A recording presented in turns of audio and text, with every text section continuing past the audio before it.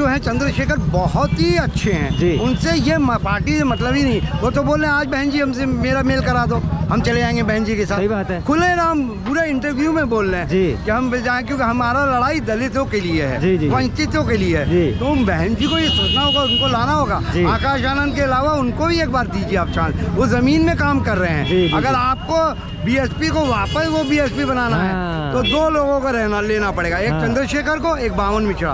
पहले मायावती के गोद में गए कुछ नहीं मिला, अखिलेश के पास गए कुछ नहीं मिला, जब सब हर जगह से हार गए तो निर्दलीय आ रहे हैं। तो ये देखें जमानत नहीं जब करा पाएंगे भागते जनता मार के भगाएगी। वीडियो वायरल के आधार पे भी ये कंडीशन है, आप देखते हैं कि 100-100 200 भीम आर्मी वाले झंडा और बाइकों से ऐसे रैली निकालते हैं, अपना असलाहों का प्रदर्शन प्रोफाइल फोटो पे फेसबुक पे करते हैं। तो ये कोई राजनीति से मतलब प्रेरित नहीं है चीज़, ये राजनीति नहीं होनी चाहिए। बहुजन समाज पार्टी का धीरे धीरे खात्मा हो रहा है और चंद्रशेखर जी का जो है अभी उभार है, इनके प्रति जनता का लगाव है।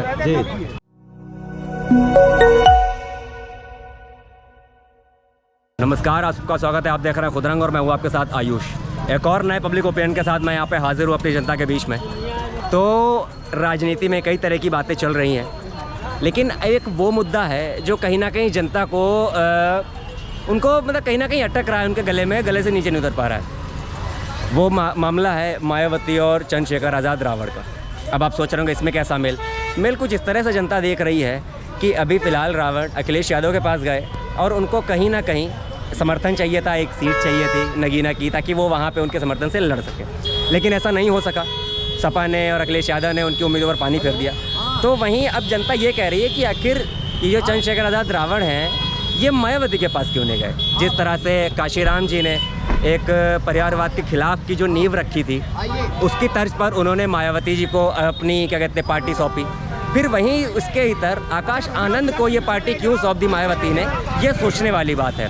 सारी जनता का ये कहना है कि आखिर वो चंद्रशेखर आज़ाद रावण को भी ये पार्टी सौंप सकती थी, क्योंकि उनका जनाधार काफ़ी अच्छा है। क्योंकि आकाश आनंद को आए हुए ये भी 4 दिन हुए, उन्हें कोई जान भी नहीं रहा है। फिर इस तरह से उनको ये सत्ता दे देना कुछ समझ नहीं आता।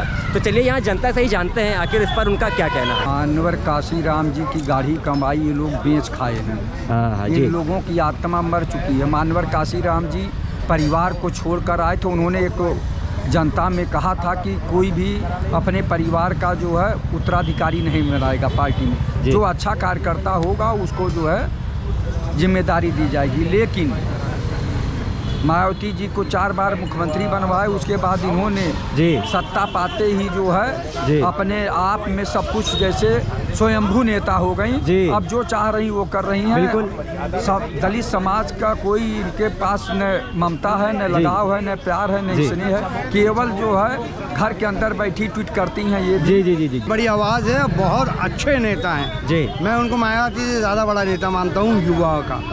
पढ़े लिखे हैं और बहुत अच्छे नेता हैं और एकदम फील्ड में रहते हैं। कभी भी दलित की कोई बात हो जाती है वो चंद्रशेखर जी ज़रूर पहुंच जाते हैं। बिल्कुल। और ये हमको लग रहा है भविष्य के अगर ये बीएसपी को हाथ में ले ले तो बीएसपी वो बीएसपी नहीं रहेगी, एक मुख्यमंत्री ज़रूर बना के देगी। क्या बात कही। तो सर क्या आप कहेंगे ये जो मायावती हैं, काशीराम जी उनकी जो सोच थी, उन्होंने मायावती जी को अपना उत्तराधिकार घोषित किया, बहुजन समाज पार्टी का घोषित किया, फिर उसके बाद फिर मायावती के मन में क्या आई कि आकाश आनंद को घोषित कर दिया। आखिर उन्हें जान ही कौन रहा है। उन्होंने ये क्यों नहीं सोचा कि चंद्रशेखर रावण को देना चाहिए था। जिस तरह से वो एक ज़मीनी स्तर की राजनीति कर रहे हैं, उनको क्यों नहीं आगे बढ़ाया। क्या लगता है, क्या सोच रही होगी उनकी। देखिए हम बहन जी से मिले हैं, जब पहले बार गठबंधन से हुई थी उनकी सरकार, तो यहीं परिवर्तन चौक में वो काम कर रही थी। हम गए तो सिक्योरिटी गार्ड उनका रोक लिया। तो उन्होंने आने दो। तब हम पत्रकार थे न्यूज़ लीड में, तो हमको बुला लिया था, बात किया। तो वो बहुत अच्छी हैं, पर आप वो डर गई हैं कि क्या किए हैं। और ये जो है चंद्रशेखर बहुत ही अच्छे हैं, उनसे ये पार्टी से मतलब ही नहीं। वो तो बोल रहे हैं आज बहन जी हमसे मेरा मेल करा दो, हम चले जाएंगे बहन जी के साथ। सही बात है, खुले राम पूरे इंटरव्यू में बोल रहे हैं कि हम जाएं, क्योंकि हमारा लड़ाई दलितों के लिए है, वंचितों के लिए है। तो बहन जी को ये सोचना होगा, उनको लाना होगा। आकाश आनंद के अलावा उनको भी एक बार दीजिए आप चांस, वो जमीन में काम कर रहे हैं। अगर आपको बीएसपी को वापस वो बीएसपी बनाना है तो 2 लोगों को रहना लेना पड़ेगा, एक चंद्रशेखर को, एक बावन मिश्रा। वो भी बहुत अच्छा काम कर रहे हैं। ये आप लोग दलित लोग हैं, आज संविधान बदल जाएगा फिर रोते रहिएगा आप। संविधान ये बता रहे हैं अंदर में बदल देंगे तो फिर आप कूड़ा उठाइएगा बहन जी भी। सही बात जी भी कूड़ा उठाना पड़ेगा। आज बताइए दलित के IAPS राजस्थान में उनको घोड़े में बैठने के लिए एप्लीकेशन देना पड़ रहा है। ये चंद्रशेखर ही ने एक इंटरव्यू में बताया था। तो आप बताइए क्या हालत है, बेटियां को मारी जा रही है। बहन जी को आपको समझना होगा। और ये आपका लोकसभा में आप लोग सब गठबंधन एक साथ कर लें, दलित लोग एकजुट हो जाएं, उसके बाद वो एक जगह किसी का भी साथ दे दे, इंडिया का दे दे, किसी का भी, वो निकल जाएगा। भाजपा को तो दे ही ना, क्योंकि वो संविधान विरोधी हैं, गांधी विरोधी हैं। इस चुनाव में क्या करने वाले हैं चंद्रशेखर आजाद? सत्ता बदलेगी कि किसको फायदा होगा? ये सिर्फ अपनी जमीन तलाश रहे हैं धन उगाही के लिए। पूरी तरीके से भीख मांग रहे हैं गली गली। पहले मायावती की गोद में गए, कुछ नहीं मिला। अखिलेश के पास गए, कुछ नहीं मिला।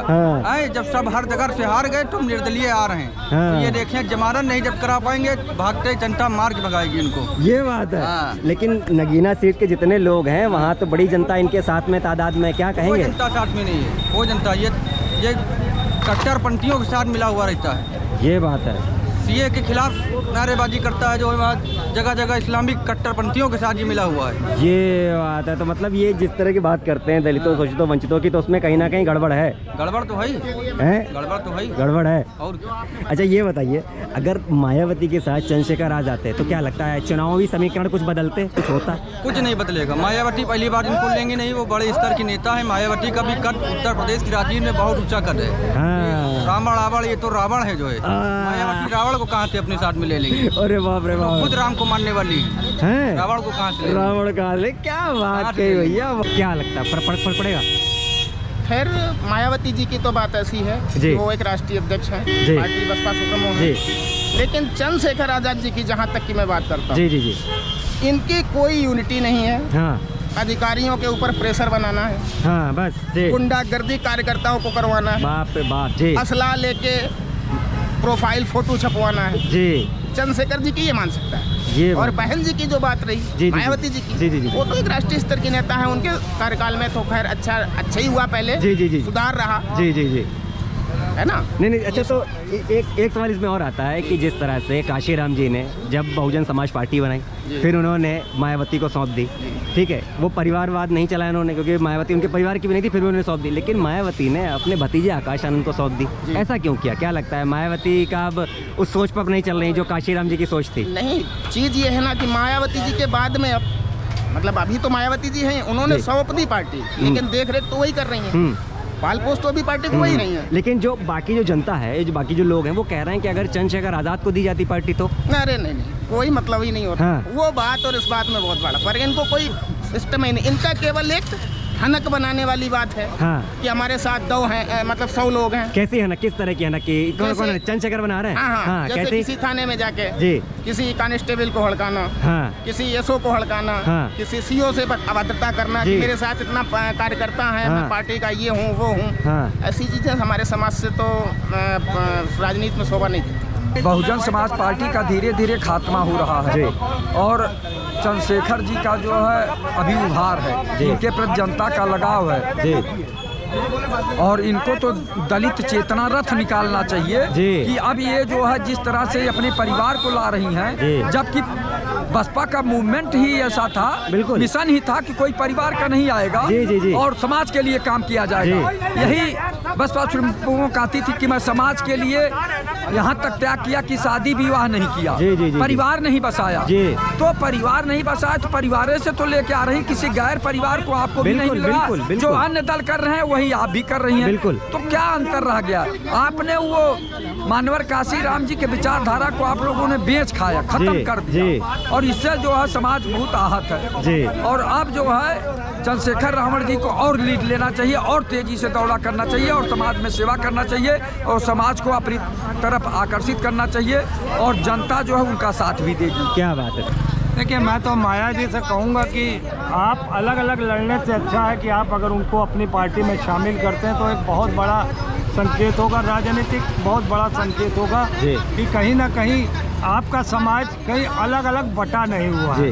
है ना। अगर आप चंद्रशेखर जी को लेते हैं तो कहीं ना कहीं आप जहाँ से टूटेंगी जिन क्षेत्रों से, वहाँ पर भी आपको मजबूती मिलेगी। और हमको लगता है कि देखिए, हम माया जी से रिक्वेस्ट ही कर सकते हैं, क्योंकि माया जी का कार्यकाल हमने देखा है। उनका जो कार्यकाल उत्तर प्रदेश का मुख्यमंत्री पद का रहा है, जितने भी समय में वो रही है, काबिले तारीफ है। और हम चाहेंगे कि 2027 में भी उनकी सरकार बने उत्तर प्रदेश में।